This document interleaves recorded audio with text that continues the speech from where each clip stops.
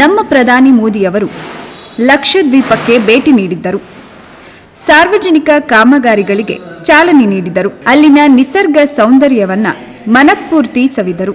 ಸಮುದ್ರದಲ್ಲಿ scuba diving ಮಾಡಿ ಸಾಗರದ ಕಿನಾರೆಯಲ್ಲಿ ವಿಹರಿಸಿದರು, ವಿಶ್ರಾಂತಿ ಪಡೆದರು. ಸಾಮಾಜಿಕ ಜಾಲತಾಣಗಳಲ್ಲಿ ಲಕ್ಷದ್ವೀಪದ ಬಗ್ಗೆ ಮೆಚ್ಚುಗೆ ಸೂಸಿ ಮಾತನಾಡಿದ ಸಂಗತಿ ವಿಡಿಯೋ ಹಂಚಿಕೊಂಡಿದ್ದರು. ಲಕ್ಷದ್ವೀಪದ ಪ್ರವಾಸ ಆಹ್ಲಾದಕರವಾಗಿತ್ತು ಎಂದು ಹೇಳಿಕೊಂಡಿದ್ದಾರೆ. ಈ ವಿಡಿಯೋ ನೋಡಿದ ಮಾಲ್ಡೀವ್ಸ್ನ ಸರ್ಕಾರದ ಸಚಿವೆ ಮರಿಯಾ ಶಿಯೋನಾ ಮೋದಿ ಅವರ ಬಗ್ಗೆ ಲಘುವಾಗಿ ಕಮೆಂಟ್ ಮಾಡಿದ್ದಾರೆ.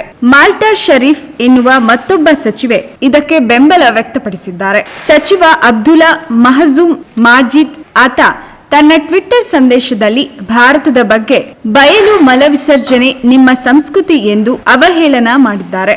ಜಾಯಿದ್ ರಮೀಜ್ ಪಿಎನ್ಸಿ ಮುಖಂಡ ಕೂಡ ಅವಹೇಳನಕಾರಿ ಸಂದೇಶ ಹಂಚಿಕೊಂಡಿದ್ದಾರೆ. ನಂತರ ಏನಾಯ್ತು ಅಂತೀರಾ? ಇಡೀ ಭಾರತವೇ ಮಾಲ್ಡೀವ್ಸ್ ವಿರುದ್ಧ ತಿರುಗಿಬಿತ್ತು. ಪ್ರವಾಸೋದ್ಯಮ ಕ್ಷೇತ್ರಕ್ಕೆ ಹೆಸರಾದ ಮಾಲ್ಡೀವ್ಸ್ ದ್ವೀಪದ ಬಗ್ಗೆ ಭಾರತದಿಂದ ಲಕ್ಷಾಂತರ ಪ್ರವಾಸ ಪ್ರಿಯರನ್ನ ಕಳುಹಿಸುತ್ತಿದ್ದ ಈಸ್ ಮೈ ಟ್ರಿಪ್ ಪ್ರವಾಸಿ ಸಂಸ್ಥೆಯು ಕೂಡಲೇ ಎಲ್ಲಾ ಮಾಲ್ಡೀವ್ಸ್ ಬುಕ್ಕಿಂಗ್ ಅನ್ನ ಕ್ಯಾನ್ಸಲ್ ಮಾಡಿತು.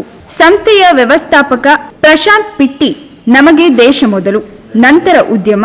ದೇಶದ ಬಗ್ಗೆ ಅವಹೇಳನ ಮಾಡಿದ ಮಾಲ್ಡೀವ್ಸ್ ದ್ವೀಪಕ್ಕೆ ಎಲ್ಲಾ ಪ್ರವಾಸಗಳನ್ನ ರದ್ದು ಮಾಡಿದ್ದೇವೆ ಎಂದು ಹೇಳಿದ್ದಾರೆ.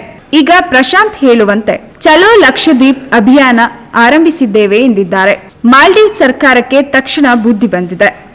3 ಸಚಿವರನ್ನ ಅಮಾನತು ಮಾಡಿದೆ ಮತ್ತು ಅವರ ಅಭಿಪ್ರಾಯಗಳು ಅವರ ವೈಯಕ್ತಿಕ ಮಾತ್ರ, ಮಾಲ್ಡೀವ್ಸ್ ಸರ್ಕಾರದ ಅಭಿಪ್ರಾಯವಲ್ಲ ಎಂದು ಸ್ಪಷ್ಟೀಕರಣ ನೀಡಿದೆ. ಇಷ್ಟೆಲ್ಲ ನಡೆದಿದ್ದು ಸಾಮಾಜಿಕ ಜಾಲತಾಣದಲ್ಲಿ ಕಾಣಿಸಿಕೊಂಡ ವಿಡಿಯೋಗಳಿಂದ, ಹೌದಲ್ಲ? ಸಾಮಾಜಿಕ ಜಾಲತಾಣ ಈಗ ಎಷ್ಟು ಪುಷ್ಟವಾಗಿದೆ.